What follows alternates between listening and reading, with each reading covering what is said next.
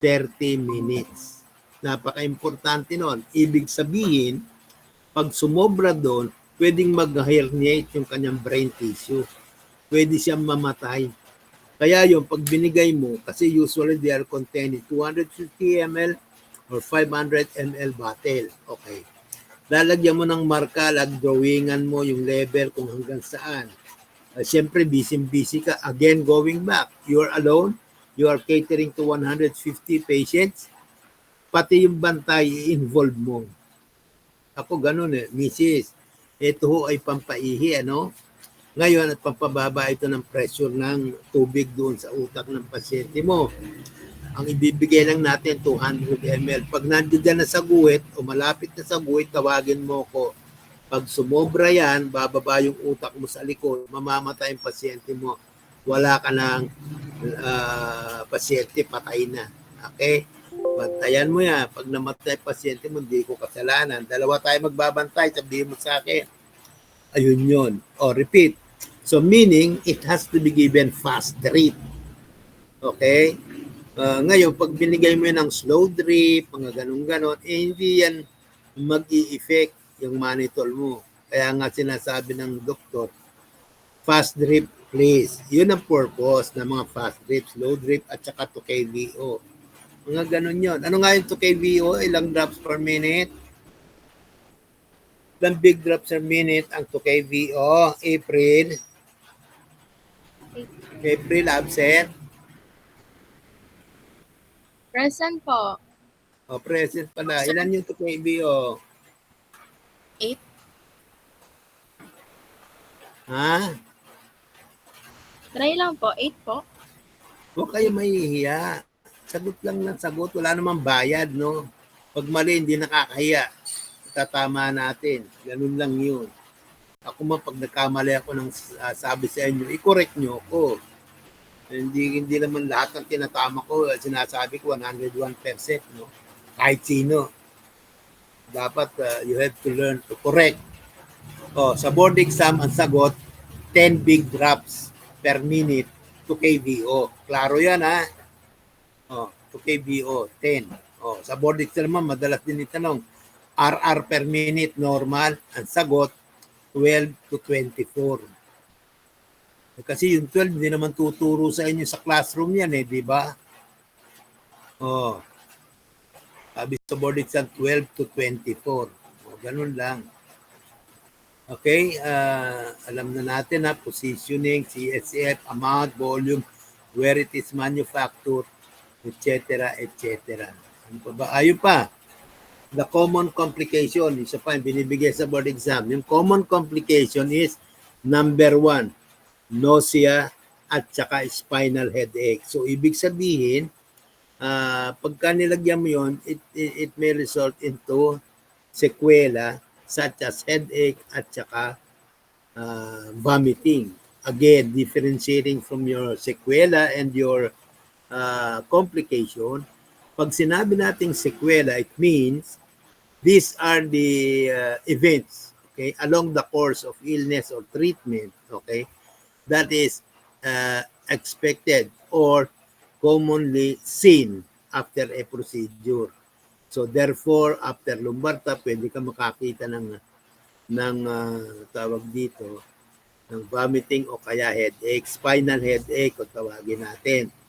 Ngayon, pag complication, ito naman yung mga events that does not usually happen. And often than not, they arise from, halimbawa, incorrect nursing procedure. Halimbawa, inadvertent medical procedure. Halimbawa, disease process. Halimbawa, sinabi natin going back to chickenpox. Pag sinabi mong chickenpox, sigurado magkakaroon ka niya ng desquamation. Di ba? Ano mangyayari? Magkakaroon ka ng skin eruption, magkakaroon ka ng vesicle, puputok yun, mamamalat, mababakbak ang balat, tapos yung dead cell, mahuhulog. Makikita natin sa lahat na merong yan, measles. Sa chickenpox. So, di ba? Kasi these are sequela of a disease. Again, in differentiation with your complication, chickenpox. Pag yung lesion mo sa chickenpox ay nakakita ka ng crust o kaya scab formation, ang ibig sabihin nun, nauka. Tapos naglangib ng malaki. Tapos nagkaroon ng scar na marami, complication yun. Bakit? In most of the chickenpox affectation, hindi ka makakita ng mga nauka, nameklat ng marami, nagsugat-sugat. Walang ganon. Bakit? Because what we are saying here is complication is different from that of sequelae. Okay, naintindihan na natin yan mga children? Wala na naman. As in, wala. Lahat alam na natin yan, ano? Okay. We will proceed to the next topic. Kung wala kayong tanong, ay pupunta na tayo sa susunod na topic. Ano nga yung topic natin, Kyla? Kyla, ano topic? Nawawala ako. Tetanus po, sir. Tetanus. Okay, tetanus.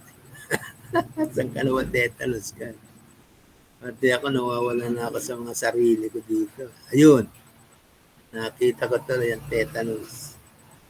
Nasa desktop ko lang kahit yung tetanus. Itong kuneho na to. Okay, so tetanus. Yan, tetanus. I will now go to your tetanus, no? Okay. Ano na ba ako? Nakapresent na ako. Sandali lang nga mga anak ko. Hindi pa. Sabi ko na nga ba eh.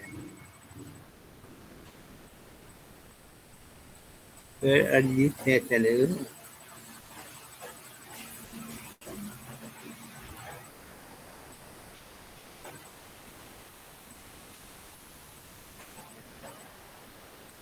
Dali lang mga anak. I'm trying to find where it is.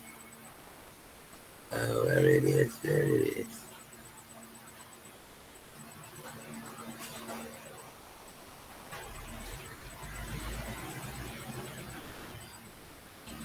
Kaya kita na ako.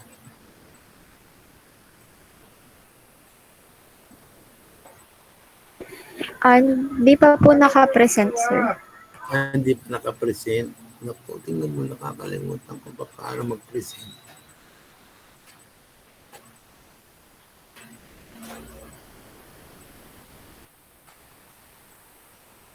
Kung nag-error ako pala, tingnan mo. Tawag dito, I'll go back and then mag-ano ako, re-enter ha. Sandali lang, hintayin niyo ako mga anak. Dali lang.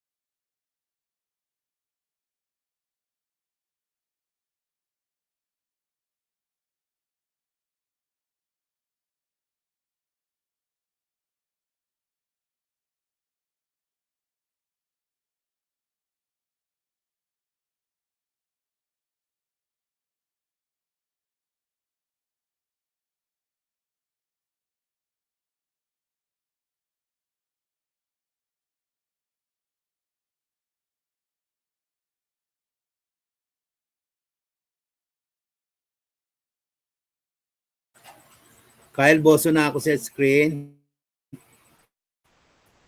Wala. Okay, napakita na po.